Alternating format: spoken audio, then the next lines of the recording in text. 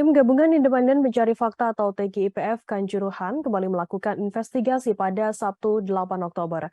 Anggota TGIPF Kanjuruhan Nugroho Setiawan mengatakan pengalamannya menyaksikan video CCTV di TKP yang menampilkan detik-detik kerusuhan terjadi. Bahkan ia juga menyaksikan detik-detik penonton meregang nyawa di Stadion Kanjuruhan Malang saat tragedi tersebut terjadi.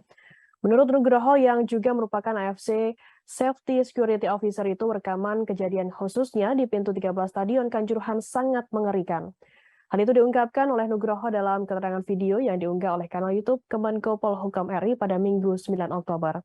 Nugroho mengatakan situasinya pada saat itu pintu terbuka namun sangat kecil. Pintu tersebut, kata Nugroho, seharusnya merupakan pintu untuk masuk namun terpaksa menjadi pintu keluar.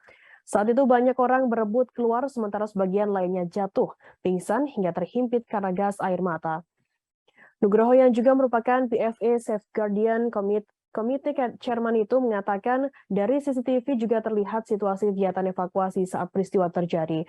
Dalam rekaman CCTV, ungkap dia, tampak terekam personil TNI dan steward melakukan proses evakuasi.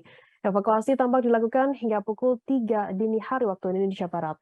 Akan kami tampilkan wawancara dari anggota TGIPF Nugroho Setiawan. Melihat rekaman CCTV kejadian khususnya di pintu 13, wah mengerikan sekali. Jadi situasinya adalah pintu terbuka, tapi sangat kecil. Yang itu seharusnya pintu untuk masuk, tapi terpaksa menjadi pintu keluar. Situasinya adalah orang itu berebut keluar, sementara sebagian sudah jatuh, pingsan, terhimpit, terinjak karena efek dari gas air mata.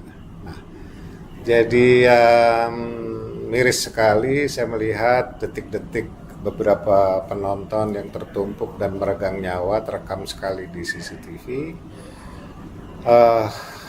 Kesimpulannya sementara bahwa stadion ini tidak layak untuk menggelar pertandingan high risk match. Mungkin kalau itu medium atau low risk masih bisa. Jadi akhirnya artinya untuk high risk match kita harus membuat kalkulasi yang sangat konkret. Misalnya adalah bagaimana cara mengeluarkan penonton pada saat keadaan darurat.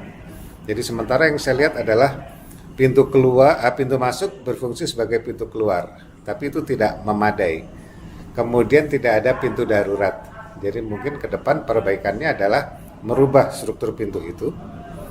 Kemudian juga mempertimbangkan aspek akses seperti anak tangga. Anak tangga ini kalau secara normatif di dalam safety disiplin ketinggian 18 cm, lebar tapak 30 cm. Ini tadi antara lebar tapak dengan ketinggian sama, rata-rata mendekati 30 cm.